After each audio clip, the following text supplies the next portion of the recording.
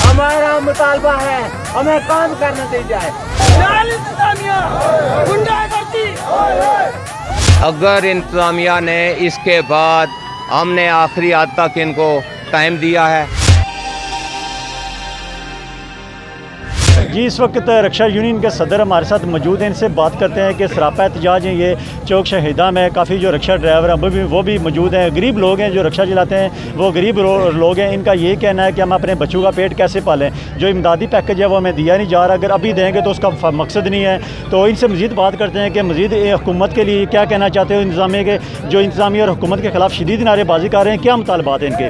सदर साहब ये बताइएगा कि गुज़श्ता आप काफ़ी दिनों से इंतजामिया से मिल रहे हैं कि आपको रक्षा चलाने दिया जाए, तो आप क्या कहते हैं कि इंतजामिया इजाज़त नहीं दे रही, तो आप क्या करेंगे।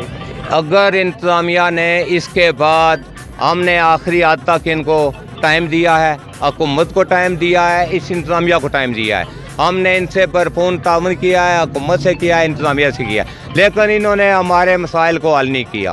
वज़ीर आज़म ने भी नहीं किया, और वज़ीर आज़म की इंतजामिया जो इधर बैठी हुई है वो खुद तो एसी लगा कर अंदर बैठे हुए हैं, लेकिन बाहर लोग देखो दोनों दरवाजे एसी ने बंद किए हुए हैं।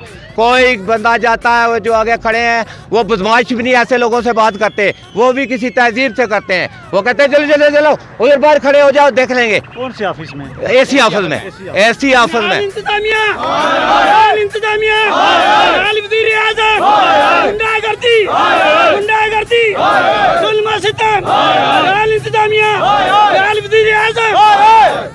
रक्षा ड्राइवर कुछ और हम उधर एडीसीजी की अदालत के बाहर बैठे थे।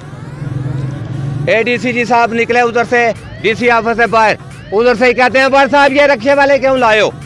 मैंने उनको कहा जनाब मैंने नहीं लाए, ये रक्षे वालों से पूछो ये क्यों आए हैं।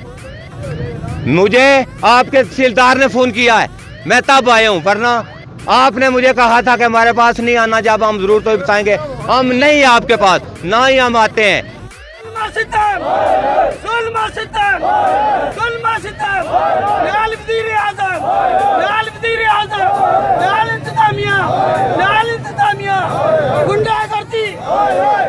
चेक जारी किए। मैं आपसे ये रिक्वेस्ट करता हूँ कि जो 2 स्ट्रोक रिस्के हैं वो तो देखें।